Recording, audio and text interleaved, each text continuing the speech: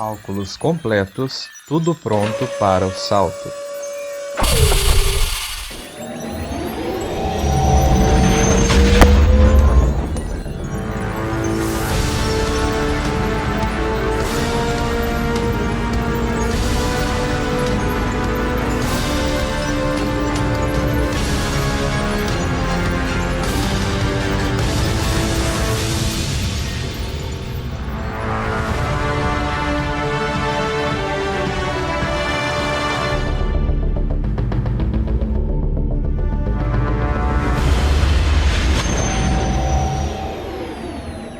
Nesse episódio, iremos analisar o season finale de The Mandalorian, expressando a nossa opinião, resumindo toda a narrativa do episódio, destacando os principais momentos em um top 3, além de apresentar as maiores referências e easter eggs deste 16º capítulo, que leva o nome de O Resgate. Começando aqui, vamos passar uma rápida recapitulação do episódio. Hype Resumo. O seu capítulo de The Mandalorian em menos de 3 minutos. This is madness. Boba Fett, juntamente com Din, Cara Dune e Fennec, intercepta o transporte imperial de classe Lambda, no qual estava o Dr. Pershing. Lá, consegue informações sobre as forças de Gideon e começa a elaborar um plano. Antes de prosseguir com a ação, Boba e Din adentram uma cantina, na qual encontram Bo-Katan e Koska Reeves. Após um atrito entre Bo-Katan e Boba Fett, acontece uma troca de informações e os quatro se juntam. Bo-Katan em vista do Darksaber e Din por Grogu. O plano é usar o transporte imperial para invadir o cruzador de Gideon, com uma falsa perseguição por parte de Boba Fett na Slave One, seguido do pedido de aterrissagem no hangar. A entrada no Light Cruiser é um sucesso, conforme o planejado.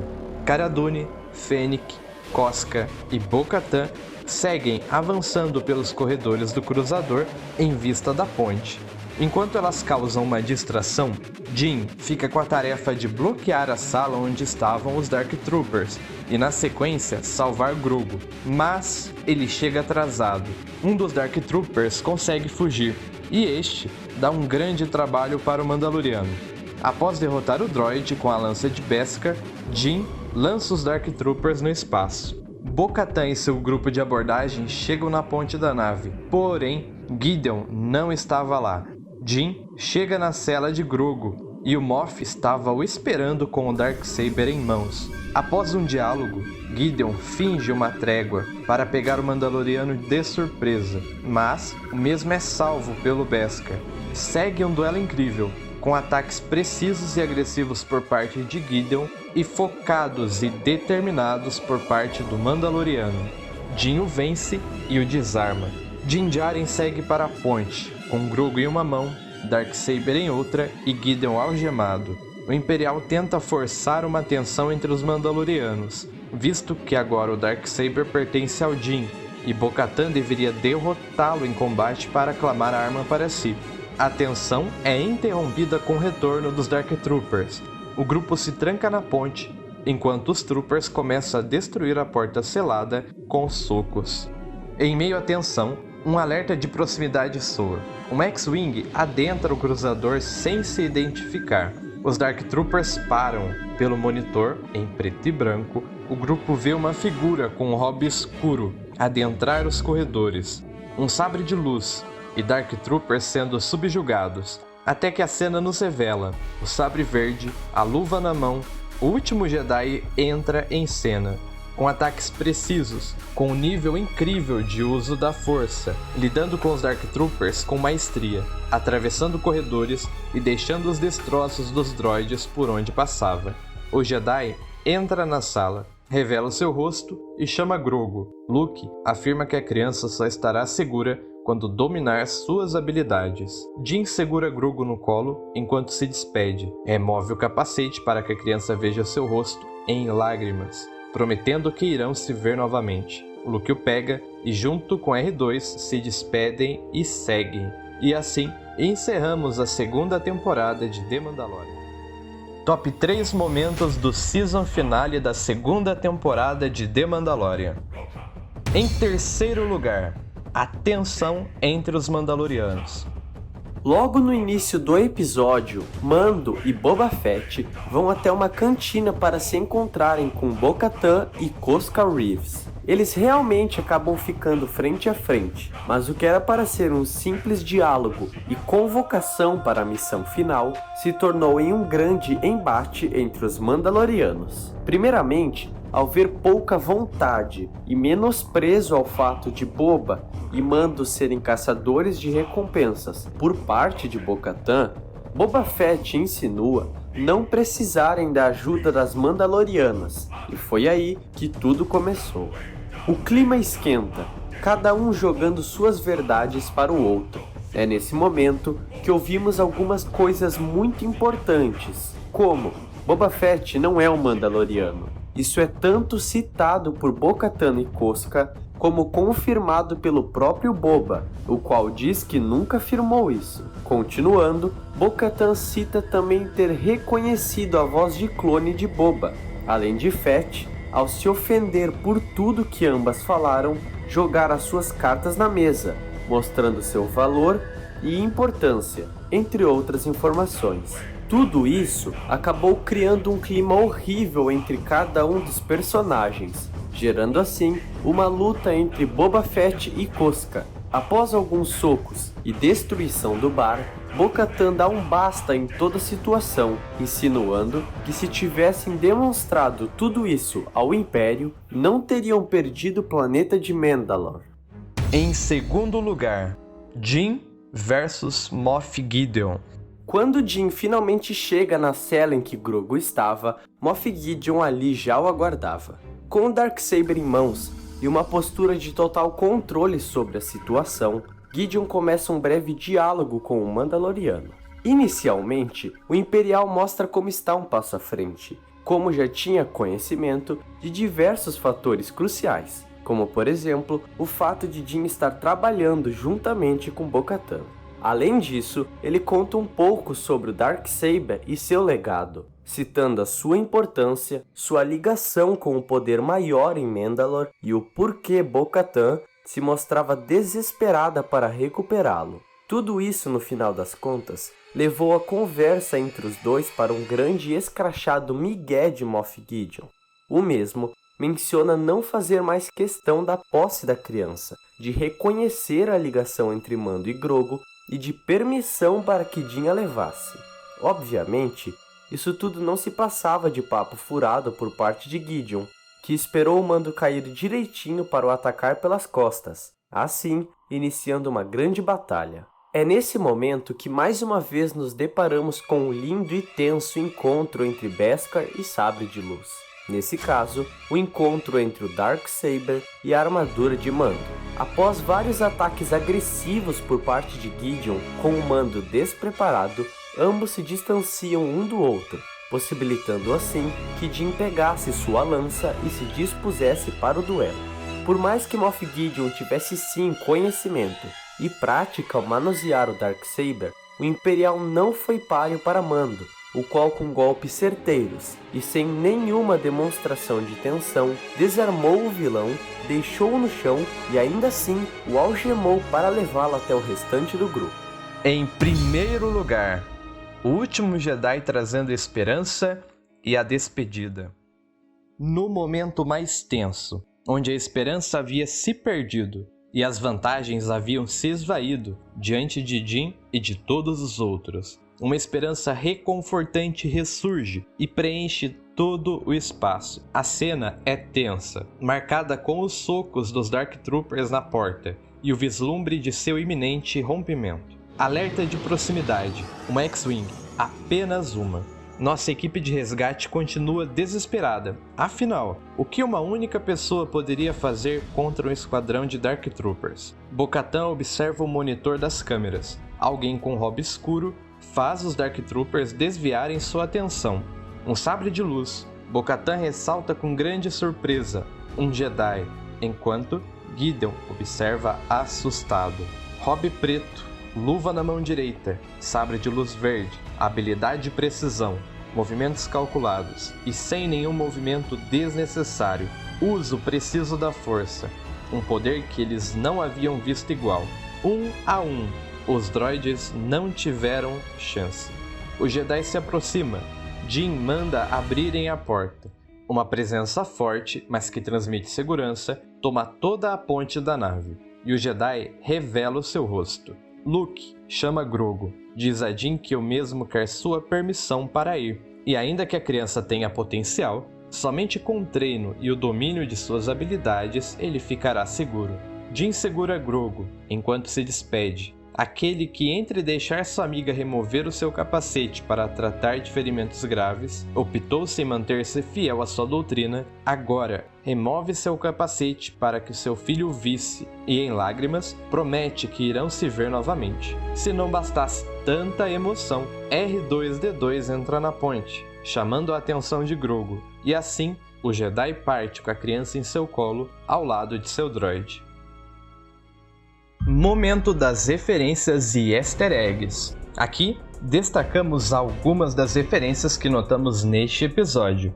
Como primeira referência, os Dark Troopers. Dr. Pershing nos revela um pouco de informações sobre os Dark Troopers de Moff Gideon. Eles são o terceiro modelo. No Legends, esse era o Dark Trooper final, mais avançado e mais poderoso, com exoesqueleto altamente resistente, força brutal e altamente ameaçadores, ainda que desarmados. Diferente dos modelos anteriores, que eram como que armaduras com algo vivo em seu interior, essa versão é somente droide. Como segunda referência, naves. Para os amantes de naves, esse episódio foi um prato cheio. Logo de início, temos uma Lambda Class, nave de transporte visualmente icônica, porém nada ameaçadora. Em O Retorno de Jedi, Leia, Han, Chewie e Luke usam uma do mesmo modelo para passar pelo bloqueio imperial e alcançarem a lua florestal de Endor. Temos também a Mandalorian Gauntlet, ou Fange Fighter, um caça mandaloriano rápido e preciso, usado especialmente pelos protetores de Concordal. Nós nos familiarizamos também com a Slave One, mas esse episódio fez questão de mostrar mais de seu arsenal, como o canhão de íons e os canhões rotativos, altamente versáteis em um dogfight. Vimos também uma nave bem semelhante à Shadowcaster, se não for a própria, que é uma nave de uma amiga da Sabine Wren chamada Ketsu Onyo. Esse episódio mostrou também a funcionalidade característica do Light Cruiser, que é uma pista de lançamento que impulsiona os TIE Fighters com velocidade impressionante, o que, além de ser elucidativo, rende uma cena altamente imersiva. Por fim, vimos que Luke ainda usa sua antiga X-Wing Vermelho 5 para se locomover. Os mais detalhistas conseguem a identificar pelo padrão de cores e modelo. Como terceira referência, nós temos a Perspectiva Imperial. Perspectiva essa explorada em livros, agora trazida para o live action. Assim, como muitos inocentes morreram em Alderaan, as Estrelas da Morte continham vários e vários funcionários, que nem sequer tinham ligações diretas ao Império, portanto, pessoas inocentes. Então, os Imperiais veem os rebeldes como terroristas e a destruição das Estrelas da Morte como grandes traumas, visto que muitos perderam amigos e familiares nisso. Como quarta referência, nós temos o Darksaber. Moff Gideon explica que agora o Darksaber pertence a Jin, por ele ter o ganho em combate. Portanto, Bo-Katan, que o queria de volta, não pode recebê-lo da mão de Jin de maneira que seja reconhecida como digna entre os Mandalorianos. Anteriormente, em Star Wars Rebels, Bo-Katan o aceitou das mãos de Sabine Wren sem combate. Talvez ela tenha avaliado isso como um erro a não se repetir. Agora, o governador de Mandalore por direito é Din Djarin. Provavelmente, os desdobramentos dessa trama serão o foco da próxima temporada. Como quinta referência, nós temos o estilo de combate de Luke Skywalker. Movimentos precisos e sem excessos, semelhantes à trilogia clássica, porém mais avançados, dada a sua experiência. É notável também que a pose segurando o sabre de luz é idêntica à que o personagem faz no jogo Battlefront 2. Como sexta referência, o Tornado DTT. Koska Reeves, em seu conflito com Boba Fett, usou o movimento de WWE chamado Tornado DTT. Basicamente, consiste em se prender ao corpo do oponente e lançar sua cabeça em direção ao chão. É um movimento frequentemente utilizado por Sasha Banks, que interpreta a personagem. Como sétima referência, um droide de protocolo que já vimos antes. Enquanto Jyn estava a caminho da cela de Grogu, passa por ele um droide de protocolo prateado, modelo RA-7, que vimos pela primeira vez no Sandcrawler dos Jawas em Uma Nova Esperança, com seus característicos sons. Além da referência do droid em si, há uma referência cruzada. Em Uma Nova Esperança, C-3PO é dourado e tem uma parte de uma perna prateada. Aqui, nosso droid prateado tem uma parte da perna dourada. Como oitava referência, tal pai, tal filho. A cena onde Luke enfrenta os Dark Troopers no corredor é bem semelhante à cena de Vader em Rogue One. É uma referência visual, porém totalmente oposta. Vader mata vários soldados rebeldes tentando acabar com suas esperanças, enquanto que Luke destrói vários droides inanimados, trazendo esperança e salvando a todos. Como nona referência, nós temos as trilhas sonoras. Nas cenas de Luke, podemos notar duas referências aos temas de John Williams. A primeira, chamada A Friend, toca quando Luke enfrenta os Dark Troopers. Contém notas de The Jedi Steps, do final de Despertar da Força. A segunda, chamada de Open the Door, no momento em que a porta se abre e Luke se revela. Começa com o clássico Binary Sunset, mais conhecido como tema da Força, que também é o tema de Luke. Lembrando que essa não é a primeira vez que Ludwig faz alusões a trilhas sonoras clássicas. Como última referência, The Book of Boba Fett. Estamos de volta ao antigo Palácio de Jabba.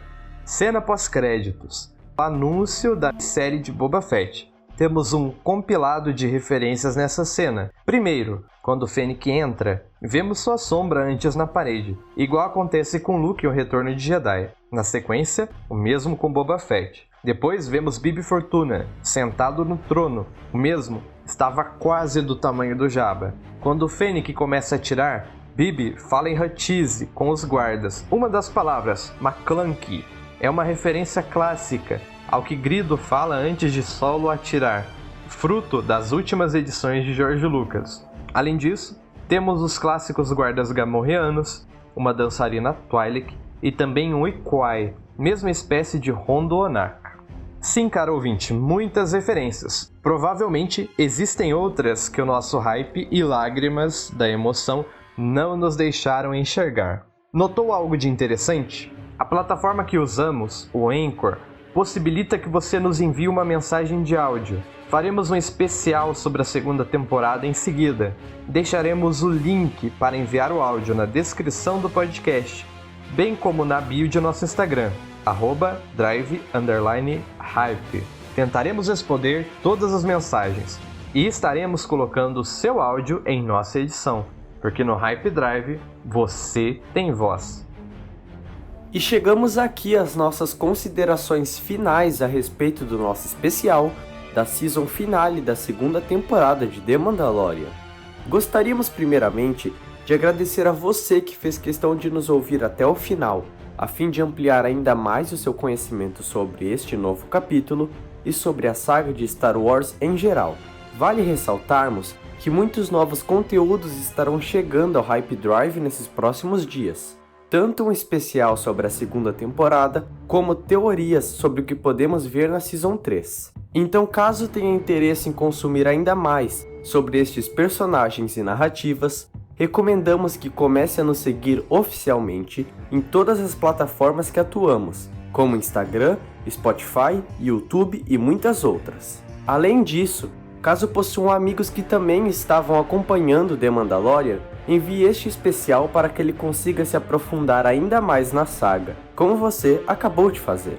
Resumidamente, muito obrigado pela força e nos vemos no próximo episódio. This is the way.